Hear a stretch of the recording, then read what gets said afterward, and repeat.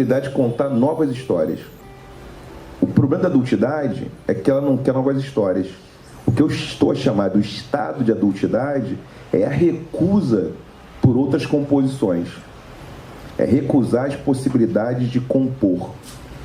Isso estaria, do ponto de vista mais individual e também coletivo. Isso produz formas de fazer política. O fascismo é uma radicalização da adultidade, o estado de fascismo. Ou seja, é um estado de espírito que, diante do medo e do controle, ele precisa justamente atacar e controlar. É justamente nesse sentido político o que o estado de infância nos informa é que talvez o modelo clássico, o binômio tradicional das teorias políticas modernas, que é o medo e a esperança, eles são extremamente perigosos. Não porque não se deva ter esperança, não porque não se deva ter medo, mas o medo e a esperança, eles justamente produzem um estágio de manipulação, porque eles abandonam aquilo que a gente tem tentado construir, eu vou chamar aqui do mistério como afeto. É a infância que se investe do mistério como afeto, e não do medo da esperança. Ou seja, um exemplo de poder político. As tecnologias políticas modernas que vieram da Revolução Francesa, elas se organizaram num certo binômio, numa certa bipartição. Então, a gente for pensar o Reino Unido, vou falar um clichê, desculpem, o Reino Unido tinha dois grandes partidos, conservadores e trabalhistas. Os Estados Unidos da América têm dois grandes partidos, republicanos e democratas. Os democratas são azuis, republicanos são vermelhos. A Revolução Francesa inaugurou, então, um modelo de fazer política que é entre o medo e a esperança. Os vermelhos, às vezes, vestem o medo, ou às vezes vestem a esperança. O que eu estou a dizer aqui é em que medida essa ampliação das condições psicológicas, das condições do sujeito, elas implicam numa relação de medo e excesso de ódio, que poderiam ser substituídas pelo poder da infância, que se organiza pelo afeto do mistério. O afeto do mistério é simplesmente assumir que não sabemos tudo, que só podemos brincar e contar história. E que a gente não pode levar isso tão a sério a título de acabar se matando. Ainda que não seja possível que nos amemos, todo mundo o tempo todo.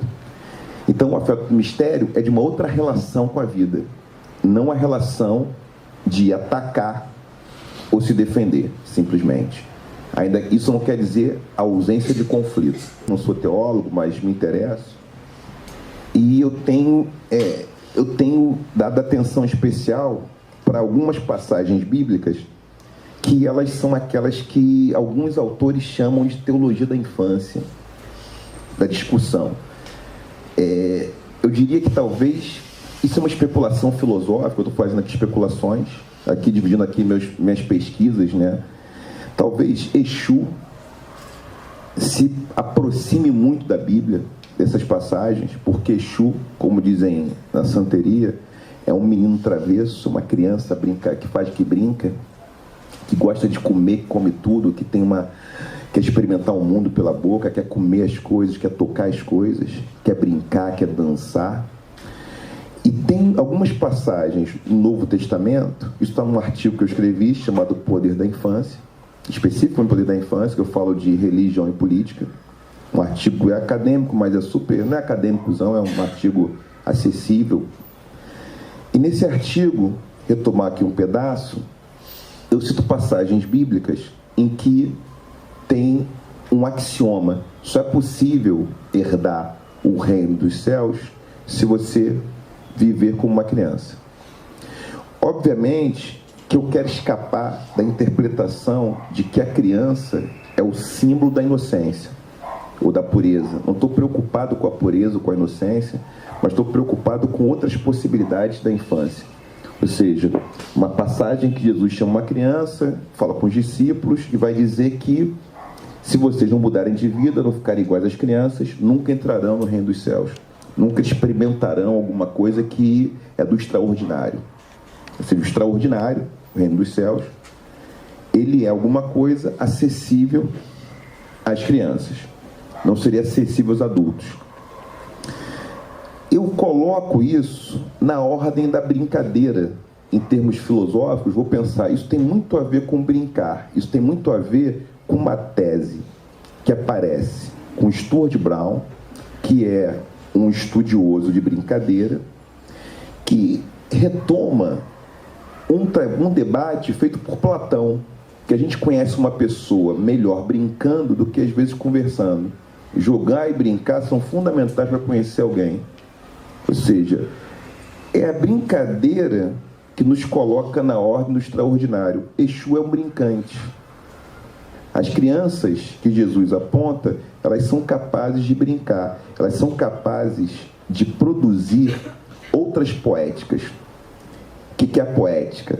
Então, pode avançar um pouquinho.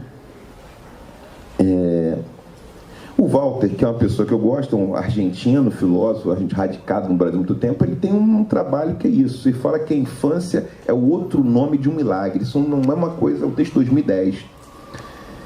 Então, milagre, mistério, eles estão nessa possibilidade do estado de infância. É isso que talvez tenha relação com um debate clássico, no meu entendimento, que é o debate que o papel da educação é resistir ao esquecimento dessa infância, é resistir ao esquecimento do mistério. O mistério que nos anima, ele nos tornaria muito mais plenos de celebração constante da existência. Ou seja, a existência, a vida, é algo a ser celebrado, muito raro, muito necessário. E é necessário cuidar disso que nos anima. Então tem uma ordem do cuidado. Milagre aqui não é necessariamente religioso, no sentido de uma instituição religiosa. Mas milagre aqui significa não sabemos menos, não sabemos, a gente tem mais coisa que não sabe do que coisa que sabemos. Então, o que fazer diante disso? Aí vem a poética. E essa era a primeira parte, tá? A primeira parte é um pouco aqui, é do poder à poética.